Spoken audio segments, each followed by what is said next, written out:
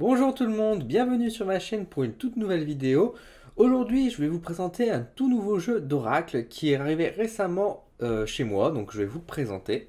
Il s'agit ici, donc vous voyez la boîte de l'Oracle Celte, ou l'Oracle des Celtes pour être plus précis. C'est un oracle qui a été créé par Kathleen Matthews, donc qui vit actuellement en Angleterre, à Oxford, à mes souvenirs. Les illustrations sont faites par Will Kingham. Des très belles illustrations, nous allons voir justement quelques-unes après. Et là, la boîte que j'ai, c'est sorti aux éditions Guy Trédaniel, éditeur. Donc voilà, sans doute une petite boîte, un petit éditeur indépendant qui a proposé cette très belle boîte. Parce que je bon de cette boîte, j'insiste un peu là-dessus. Hop, voilà, je vous reprends parce que j'avais le soleil qui reflétait sur la boîte, c'était pas très lisible. Donc je vous remonte la boîte. Donc oui, je disais que je parle beaucoup de la boîte parce que elle est très bien, c'est une belle boîte, hein, c'est une belle boîte, l'épaisseur de la boîte, la taille par rapport à ma main, c'est quand même une boîte assez grosse. C'est du carton solide, donc c'est quand même assez intéressant et je pense que quand on achète des jeux d'Oracle, c'est aussi bien d'avoir des bons emballages ou en tout cas quelque chose qui attire l'œil en fait et pas juste un petit morceau de carton ou parfois même juste les cartes comme ça. Je pense que c'est intéressant d'avoir un emballage. Donc dans ce carton, quand on l'ouvre, qui parle dessus, hop, vous voyez que déjà c'est assez complet. On retrouve bien sûr ici les cartes. Donc hop, je vais les sortir. Nous avons 40 cartes. Alors c'est un petit peu serré dans la boîte. Nous avons 44 dans cet oracle de Celte. Je vais vous le montrer juste après. Nous avons également le livre, donc le livret d'explication, vous voyez. Donc pareil, cartonné. On va y revenir. Et petite originalité, nous avons également ici un morceau de papier. Alors là, qu'est-ce que c'est? Qu'est-ce que c'est? Alors vous voyez la boîte, hein, il n'y a plus rien. Qu'est-ce que c'est que ce petit papier? C'est une carte, entre guillemets. C'est un plan, c'est un schéma. Hop, vous voyez ici, donc c'est un schéma. Alors, à quoi il sert? C'est pour faire nos tirages, en fait. Ce plan, en fait, est là pour nous aider à mieux lire lors des tirages pour obtenir des informations supplémentaires. Alors, c'est pas un résumé de chaque carte ou, euh, on va dire, des précisions supplémentaires. C'est juste, finalement, c'est dans un cercle, en fait, les cartes sont posées selon un certain ordre, selon certains clans, certaines positions, certaines bah aussi entre guillemets couleurs. Il y a les couleurs, il y a aussi les printemps, les saisons, les positions. Nord, sud, est, ouest. Hein, je vais vous faire un zoom. Hop, regardez. Donc vous voyez qu'il y a pas mal d'informations. Et en fait, c'est juste pour nous quand on fait un tirage pour obtenir en fait des informations supplémentaires. Pour dire que par exemple, bah voilà, si on obtient beaucoup de cartes pendant le tirage qui viennent ici, bon bah on va peut-être pouvoir s'intéresser finalement au chiffre 3, à au solstice. Donc là c'est Imbolc, donc c'est juste entre le solstice d'hiver et le solstice de printemps.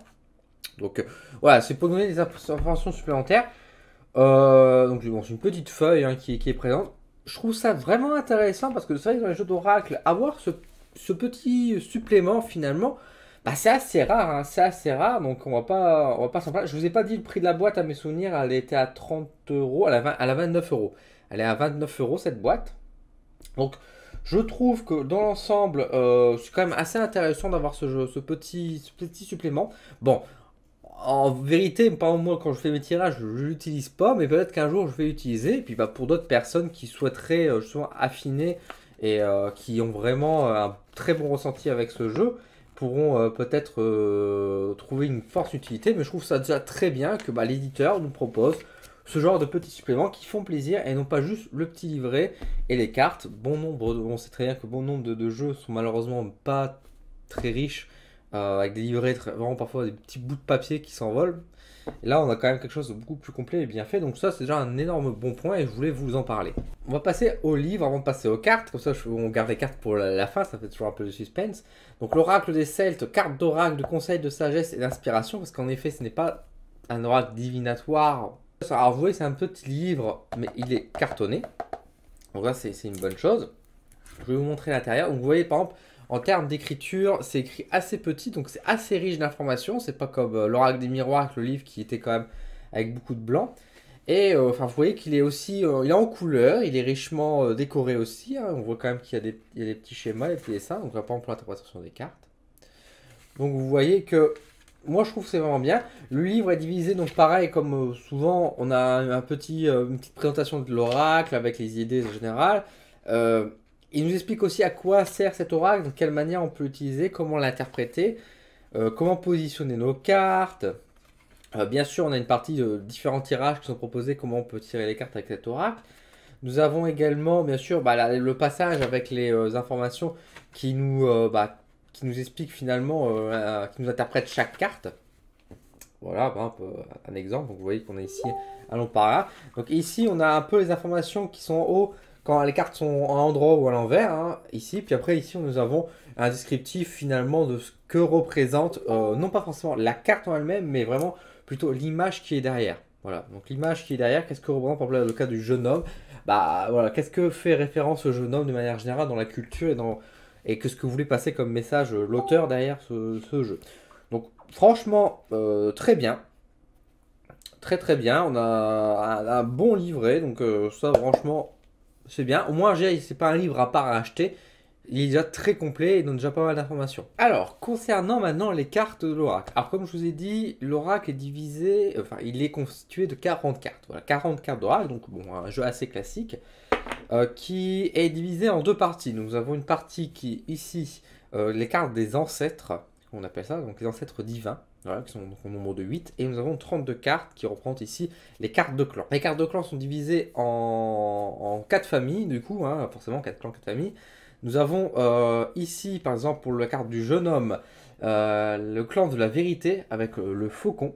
Et nous avons ensuite la famille ici de la sagesse avec les saumons. Voilà. Donc la carte ici du symbole, hein, donc celle qui montre le chemin, je vous montre un peu. Donc voilà, donc le symbole de la sagesse.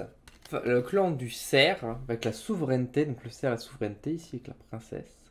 Voilà, donc la princesse. Et enfin nous avons la famille ici, j'aurais pas besoin de chercher, de l'honneur avec le sanglier. Hop, voilà. Alors bien sûr, alors là je vous ai montré 4 cartes, chaque carte ont leur propre, enfin ont plusieurs membres, hein. Il n'y a pas qu'un seul membre dans chaque famille.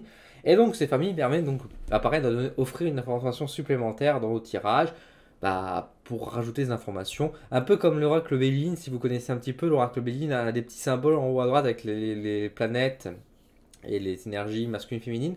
Donc c'est dans le même ordre d'idée. C'est un petit supplément sur les cartes pour nous donner peut-être une information supplémentaire lorsqu'on fait des tirages pour obtenir des informations. Informations qu'on peut toujours retrouver bien sûr dans le supplément à travers le cercle. Alors, nous avons ici les cartes des ancêtres divins. Je vais vous les présenter, celles-ci, donc les cartes des ancêtres divins. Donc déjà, on va montrer le dos rapidement parce que c'est toujours important. Je trouve que franchement, voilà, petit défaut qu'on peut faire, c'est que je trouve que le dos est assez moche. Regardez, c'est bon, du verre entrelacé, c'est assez simple. Bon, je trouve pas ça très inspirant pour être franc avec vous. Je trouve pas ça très joli. En tout cas, moi, quand je les pose et puis que je vois ça, je suis pas attiré. Mais heureusement, les illustrations qui sont derrière, à travers les cartes, sont beaucoup plus jolies et elles m'ont beaucoup parlé par rapport à ça. Donc ici, les ancêtres divins. Ce sont des cartes qui se lient à l'horizontale, donc petite originalité ici. Alors j'essaie de vous montrer sans qu'il y ait le reflet nécessairement qu'il a. Donc là, par exemple, vous voyez qu'il y a le Seigneur de la connaissance, la Dame de l'amour. Donc vous voyez, c'est tous en fait des bols en fait. Et chaque bol, je vais essayer de vous rapprocher, a des petites inscriptions, des dessins particuliers qui représentent des choses. Donc nous sommes dans l'oracle des Celtes, donc forcément ça rappelle beaucoup toute cette mythologie et tout cet aspect. Et je trouve que les illustrations sont très jolies, rien que par ça, et sont très précises. On retrouve quand même beaucoup d'idées, même les fonds qui sont faits derrière sont vraiment intéressants. Donc voilà, je vous en montre quelques-unes, je ne vais pas tout vous montrer non plus, hein. À vous de voir après par la suite si ça vous intéresse. En tout cas, voilà, donc les cartes des ancêtres divins qui ont un rôle très particulier dans les tirages qui sont présentés, dans la manière dont on tire, parce qu'elles sont un peu les cartes maîtresses. En tout cas, c'est un peu comme les arcanes majeures, on va dire, dans un jeu de tarot. Les cartes des ancêtres, sans être forcément comme les arcanes majeures, ont une place particulière et sont beaucoup plus puissantes lors des tirages. Et en plus de ça, elles se lisent à l'horizontale. Donc généralement, quand on va tirer, on va séparer les cartes en deux, hein, pour voir les cartes des clans et la carte des ancêtres. Et on va positionner la carte des ancêtres d'une manière particulière pour la mettre aussi à l'horizontale pour qu'elle soit bien prête. Ensuite, ici, donc les cartes des clans. Donc là, je vais vous montrer quelques-unes. Donc là, nous avons la mère. Bon, la princesse, je vous ai montré celle-ci juste avant. Donc je vais les passer un peu plus vite. Donc là, vous voyez quand même, les illustrations sont très très jolies. Je trouve franchement que Will Kegam, qui a fait les illustrations, est vraiment très doué. Je trouve qu'elles sont très inspirantes. Elles sont très très belles. Donc là, vous voyez le conseiller. Alors en plus, et là, vous pouvez voir également, lorsque je tire les cartes, que c'est quand même des personnages qui sont montrés et non pas des objets ou un thème en particulier. Nous n'avons pas de cartes qui représentent l'amour, le travail, etc. pour la bonne et simple raison que ce jeu de cartes n'est pas divinatoire, ne permet pas de faire de lire l'avenir avec, mais permet d'obtenir d'autres types d'informations. Alors qu'est-ce qu'on obtient comme information avec ce jeu-là? On va en fait obtenir des informations par rapport à nos ancêtres. Donc on pourra voir éventuellement les vies antérieures, par exemple, avec ce genre de tirage. On pourra également obtenir un message de nos ancêtres, de notre passé, et voir ce que peuvent nous indiquer nos ancêtres aussi sur la manière de nous comporter, quelle information ou quelle chose on devrait réaliser. Un peu à l'image de l'oracle du peuple animal de Arnaud Rioux, que je ne vous ai toujours pas présenté, qu'il faut que je le fasse un jour, qui va être un tirage à une carte qui va nous donner l'animal totem qui nous représente et qui va nous passer un message. Celui-ci se tire avec plusieurs cartes, mais pareil, dans le même fonctionnement, on va obtenir un message à la fin pour une phrase de sagesse, en fait, une information qui va nous permettre de nous élever et qui va nous permettre de nous mieux comporter par la suite, ou en tout cas avoir des clés pour pouvoir mieux nous sentir par la suite, qui seront données par rapport à nos ancêtres. Voilà, donc là je vous ai montré quelques cartes, donc je vais arrêter par rapport à ça. Donc un jeu qui est quand même très riche, qui est très beau et qui est vraiment original aussi, si on peut le dire, avec une boîte très complète. Pour moi, c'est un très bon jeu. Comme vous savez, moi je manie les runes, donc forcément, je suis attiré par tout ce qui est un peu la mythologie nordique, etc. Et je suis très intéressé par rapport à ce qui est lié au passé. Et forcément, quand j'ai vu ce Thoracle des Celtes, il m'avait beaucoup attiré, déjà rien que par rapport à la boîte qui se démarque par rapport aux autres, mais également par rapport aux cartes qui sont présentées. Je trouve qu'il est vraiment, vraiment très beau et très intéressant. Chaque carte représente donc un personnage qui va nous donner une information, donc plus ou moins évident. Donc là, on a la gardienne, ici nous avons la reine. Donc voilà, hop, je vous les mets quand même à un endroit. Donc chaque carte donne une information que bien sûr on va se référer par rapport au livret si on a des difficultés à lire, ou par rapport à la posture, par rapport etc. au message. Donc ici on a la carte de la voyante. Voilà. Ah, c'est rigolo parce que dans ce jeu-là, si je me souviens bien, il y a une carte voyante et puis il y a une carte druide, il y a une carte oracle aussi, il me semble. Donc vous voyez quand même que c'est un jeu qui est quand même très particulier quand même, très particulier, très original et avec une thématique qui est quand même assez connue, le peuple celte, etc. Ça rappelle beaucoup le druidisme et ça fait écho à des gens, mais c'est vrai qu'en jeu d'oracle, on n'a pas forcément beaucoup de choses qui sont issues de ce passé, de ces vestiges. Et là, je trouve que c'est vraiment des cartes qui parlent vraiment. Et c'est pas une carte qui fait suivre un effet de mode. On aurait pu avoir un jeu entre guillemets cliché du peuple celte. Là, on a vraiment des cartes qui représentent réellement ce qu'est le peuple celte et les personnes qui vivaient dans ces peuples-là. Et je trouve ça vraiment très bien et très intéressant. Alors, je ne vais pas présenter exceptionnellement un tirage pour une fois, comme j'ai l'habitude de le faire dans les vidéos quand je présente un oracle, parce que c'est un peu compliqué. Et puis finalement, je me demande si je vais continuer à le faire, parce que c'est quand même, avec ma table et tout, c'est pas très lisible. De toute façon, de manière générale, comme je vous ai dit, il y a différents tirages qui sont présentés dans l'oracle. Par exemple, là, j'en tire un.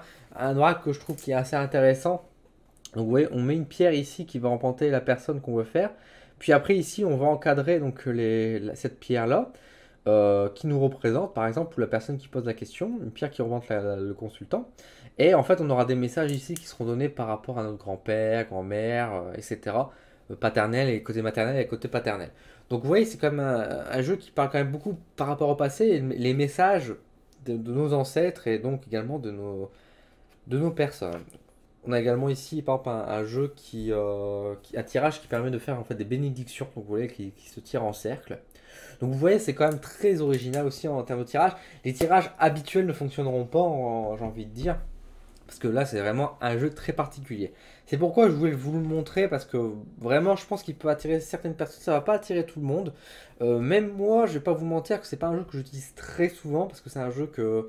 Je vais pas dire que je sais pas le manier, mais c'est un jeu qui est quand même très particulier, donc il se tire vraiment de temps en temps, et qu'on a le besoin, et qu'on a le sentiment d'être utilisé. Moi, dans mon cas, je l'utilise par exemple pour m'entraîner un petit peu plus également sur les connexions avec l'au-delà, pour développer mes caractéristiques de médium, on va dire. Je trouve que c'est intéressant parce que du coup, comme on va aller chercher un message des ancêtres, on va du coup se rapprocher, on va aller dans le même chemin, j'ai envie de dire. On va essayer d'obtenir un message, donc moi par clairaudience, pour obtenir ces messages-là. Donc en fait, la manière dont je tire les cartes, je demande en fait d'avoir voilà, je demande quand il y a une personne qui me pose une question et qui veut avoir un message d'un de ses ancêtres de l'au-delà. En général, c'est les grands-parents ou les parents qui peuvent intervenir selon les personnes qui sont décédées. Et du coup, je tire quelques cartes et puis là, je peux voir un message donc, que le défunt voudrait passer. Donc j'utilise par exemple les cartes des ancêtres ici pour me fier par exemple si c'est un homme ou une femme et un peu la nature de cette personne et qu'est-ce qu'elle veut faire. Par exemple ici on a le thème de l'amour et donc nous avons le seigneur de l'amour et nous avons également la dame de l'amour.